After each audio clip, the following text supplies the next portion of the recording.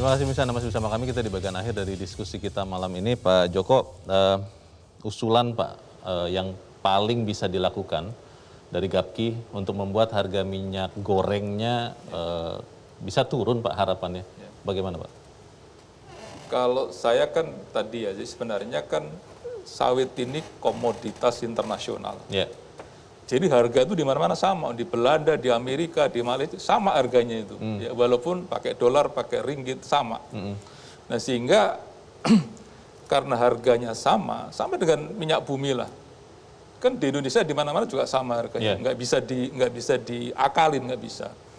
Nah oleh karena itu kalau untuk membuat minyak goreng yang affordable, yang terjangkau, itu mau tidak mau harus ada intervensi pemerintah, kebijakan gitu ya. Jadi tadi saya kasih contoh bahwa intervensi dengan levy, dengan ses itu adalah salah satu yang kita lihat sukses gitu. Efektif. Ya. Dan Indonesia ini sebenarnya kalau kita bicara minyak goreng yang perlu disubsidi itu kan sebenarnya kalau saya nggak salah kan 2,4 juta ton setahun. Untuk masyarakat? Untuk masyarakat. Karena kan nggak semua masyarakat dari subsidi. Ya. Jadi yang low level yang membutuhkan subsidi itu adalah 2,4 juta ton. Kalau nggak salah saya angkanya. Untuk setahun ya? Untuk setahun. Nah, jadi itu sebenarnya kan angkanya nggak besar. Kalau misalnya Pak Edi ngasih 3.000 kan 7,5 triliun.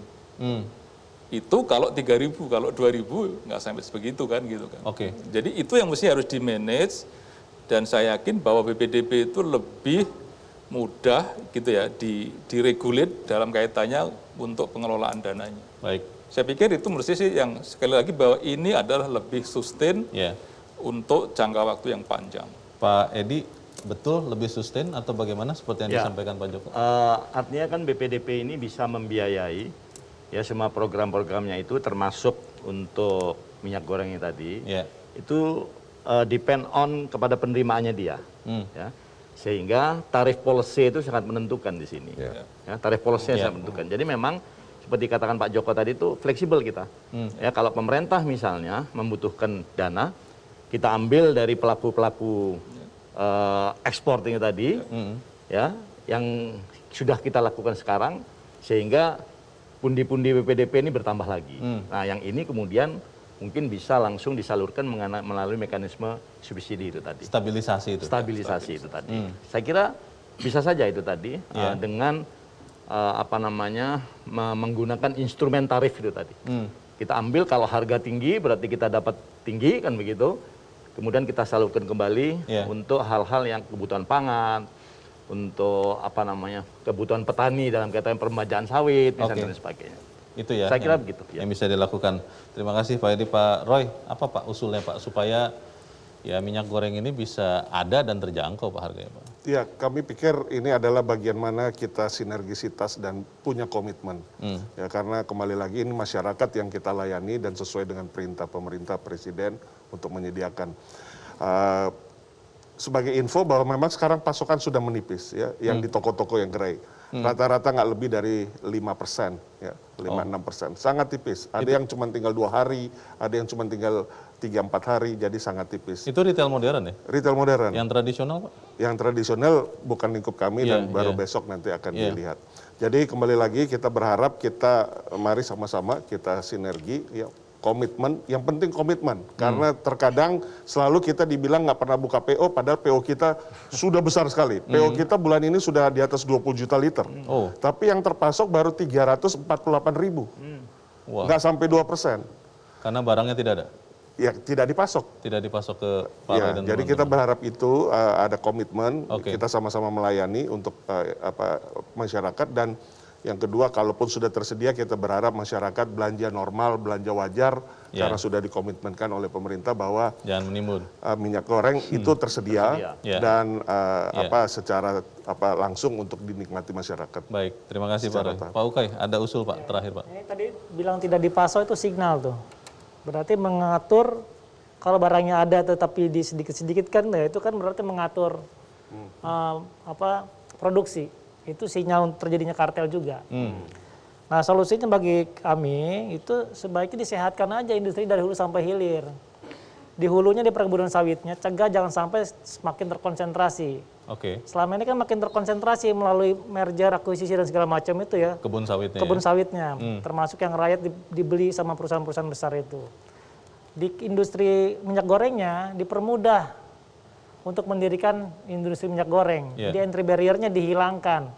Sehingga UMKM itu bisa tumbuh punya industri minyak goreng. Itu secara teknologi bukan suatu yang sulit ya. Jadi sekarang ini kan pabrik minyak goreng misalnya, kebun sawitnya di mana, minyak gorengnya di mana pabriknya. Padahal katanya biaya produksi minyak goreng itu 60-70% dari CPO-nya. Harusnya kan pabriknya mendekatin kebunnya, bukan sebaliknya mendekati pasar ya. Nah dari situ aja jadi tidak efisien gitu. Jadi diperbaiki hulu sampai hilirnya melalui kebijakan pemerintah juga sesuai dengan visi misinya Pak Jokowi untuk redistribusi aset itu. Jadi kebun-kebun sawit itu jangan semakin terkonsentrasi. Baik. Ya, itu intinya. Terima kasih Pak Ukay. Pak Oke Pak. Baik, saya sebetulnya ada yang beberapa yang harus saya komentari. Tapi karena waktunya terbatas, saya akan konsentrasi untuk pesan masyarakat. Bahwa pemerintah itu memastikan ketersediaan dengan harga terjangkau. Gitu kan. Dan tadi levy dan segala macam itu hanya sifatnya untuk hilirisasi dan ketersediaan pasokan di dalam negeri, tidak mempengaruhi harga, ya kan?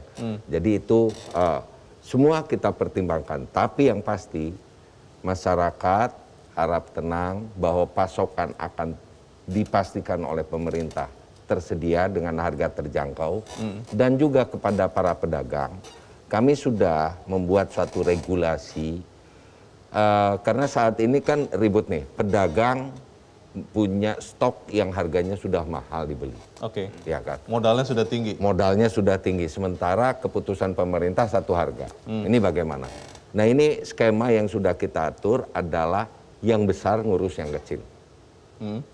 Jadi pedagang silahkan bicarakan dengan supplier dan wajib supplier itu mengurus pedagang, supplier juga ke distributor dan sebagainya.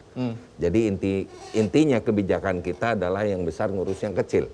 Jangan yang kecil nyari-nyari kemana gitu kan. Nah ini tadi konsep pasokan kita harus pastikan, skema yang besar ngurus yang kecil harus kita pastikan. Ada juga yang nggak mau ngurus kan gitu kan. Itu permasalahannya.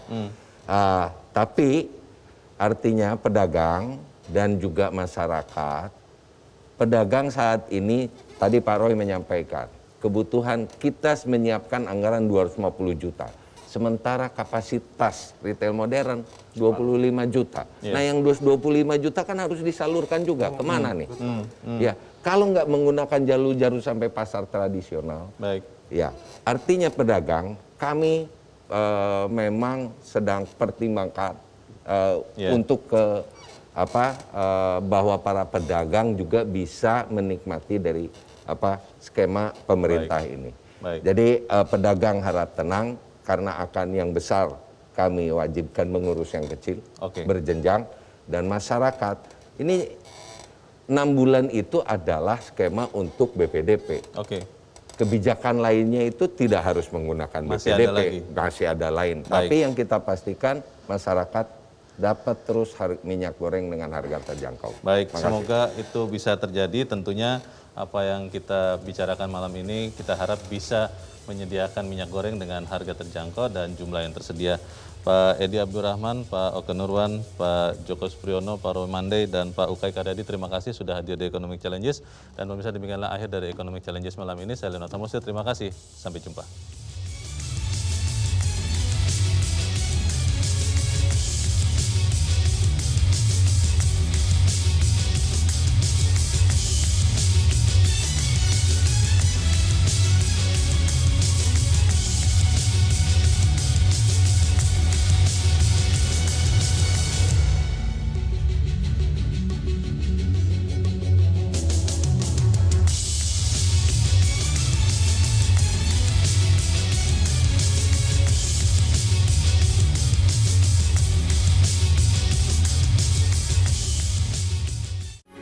Metro TV,